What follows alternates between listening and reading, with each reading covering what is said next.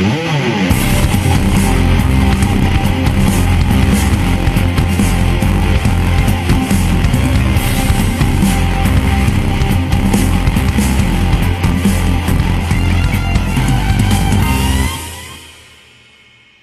and welcome to From No Crypto to No Crypto. This is Blockchain Wayne. Today's episode is brought to us by Concierge Club, a mobile private key wallet and point-of-sale solution helping make cryptocurrency mainstream. Let's start with a market update. Looks like the market is crashing like an avalanche right now.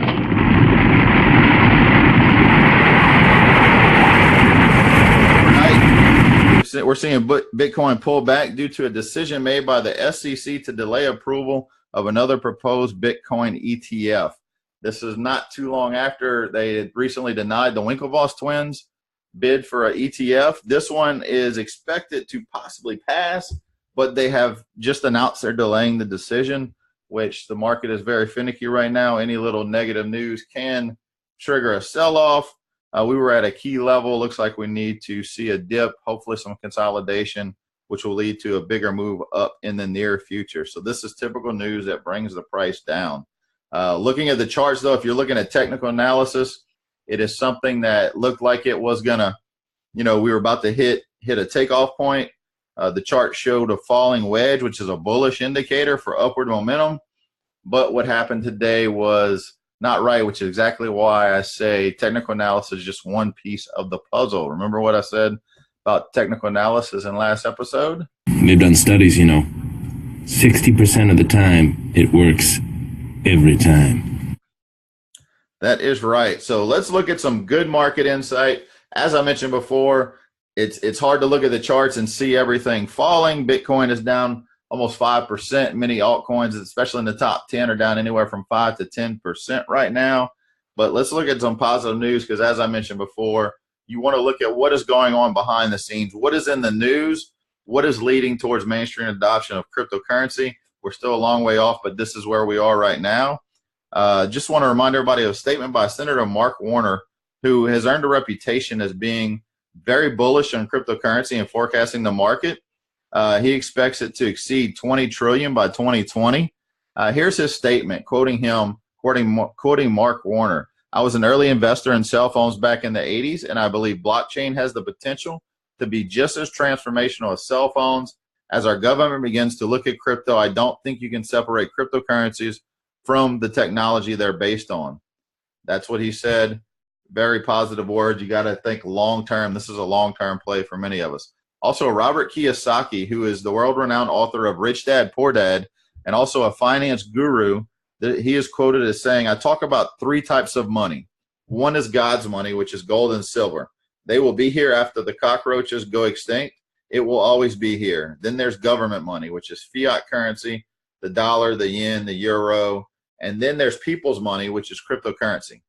And it can be expected when the crash comes, our dollar takes a plunge, Bitcoin is likely to emerge out as the winner, as many millennials are preferring cryptocurrencies over gold.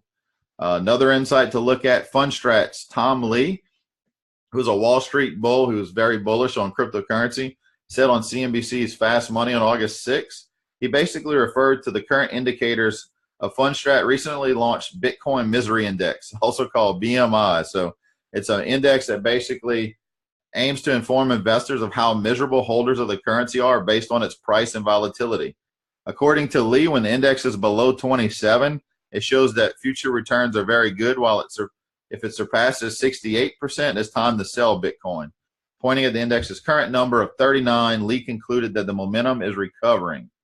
So when you think about that, what he said, when the BMI is high, like a 68, means people are feeling really good. They're really excited about what's happening. That's typically when it is time to sell, because that's what the big institutions are doing. You feel good about it. You want to sell it. When there's fear in the market, the experts jump in, and that's when they buy, which is what's happening right now.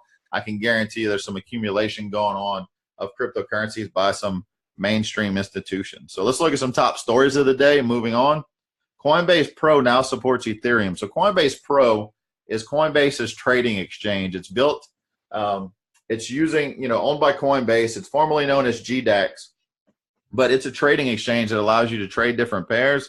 Ethereum Classic is now on there. Coinbase took to Twitter to announce that it planned for the launch of Ethereum Classic were successful, and the exchange finally offering support for the transfer of this crypto asset. What does that mean for Ethereum Classic? We're seeing they're down 13% right now. This news has been expected. I want to give you a little bit of insight of what to do here. This is where you buy the hype and sell the rumor. So if you bought Ethereum Classic over the last few weeks, you saw some pretty good returns. When the news comes out, that's when you sell. Buy the rumor, sell the news. That's exactly what you want to do.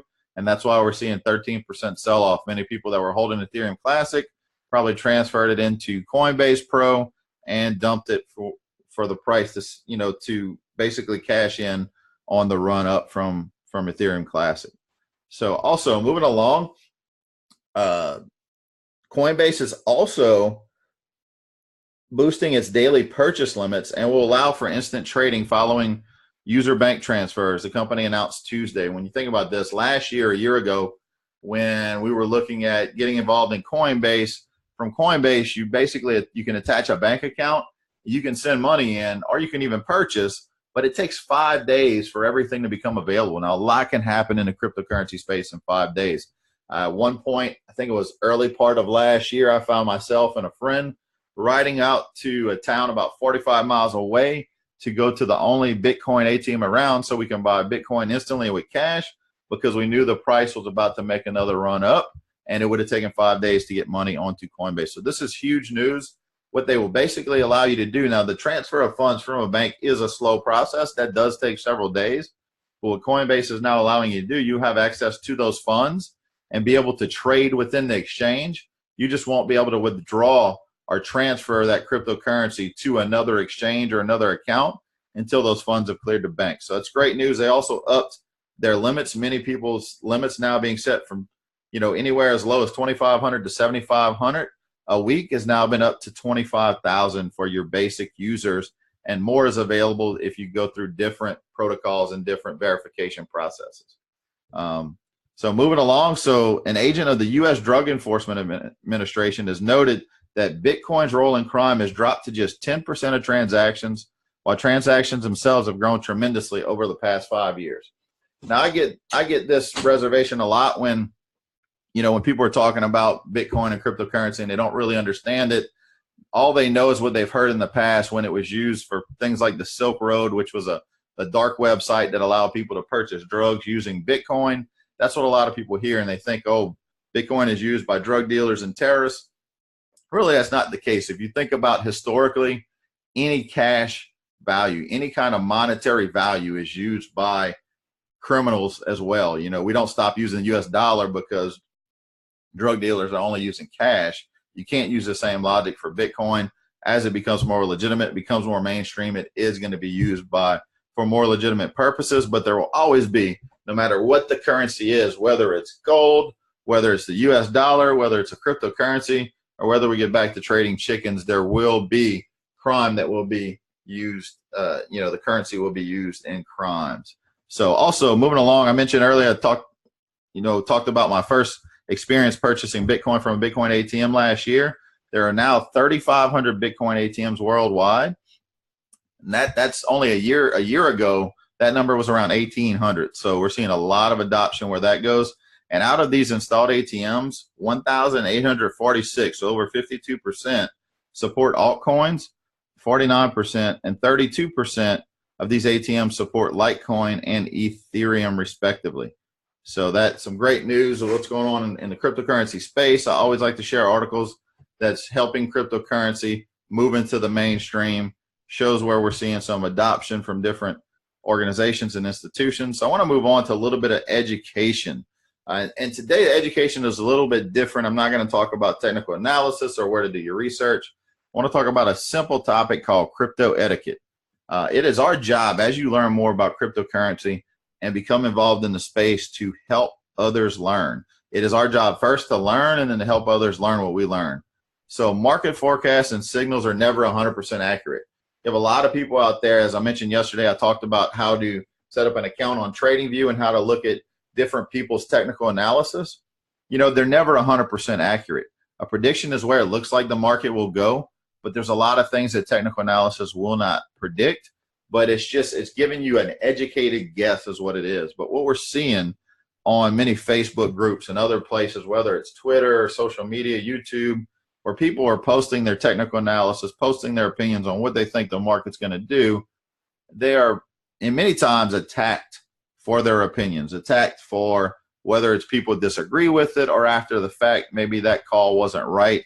You can have someone that's right 19 out of 20 times, and that one time they will get attacked by, for what, lack of a better term, trolls that are just attacking people on social media just for stating their opinion. So many people, they're attacking others, whether they're stating opinions, asking questions, or even posting technical analysis. I've seen posts where people even post a technical analysis saying, I'm just learning, give me some feedback, and people are attacking them. And everybody, that is not the way to get cryptocurrency into more people's hands. It's not a way to make it go mainstream. If anything, you can discourage people early on before they really learn what they're doing and just jump out. I've watched many admins of groups spend countless hours sharing their insight, teaching about cryptocurrency and trading, and just get bashed and attacked for it. And guess what those admins make in those Facebook groups? They don't make anything. Many of them are experts, have been in this space, some as early as 2009, 2010, or they've come from traditional markets where they were trading stocks and trading Forex.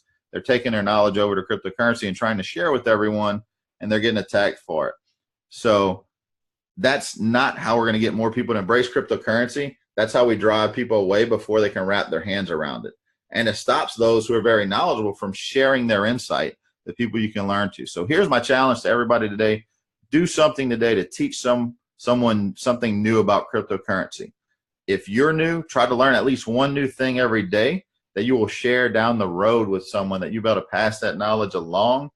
And as always, I mentioned at the end of every podcast, we also have a Facebook page under the same name, From No Crypto to No Crypto, where you can see some of the news articles we talk about on here, post a little bit of other information. But also we have a book under the same name on Amazon, both on paperback and ebook, which is available for purchase. It's a very low price. If you purchase the paperback, you get the Kindle ebook for free.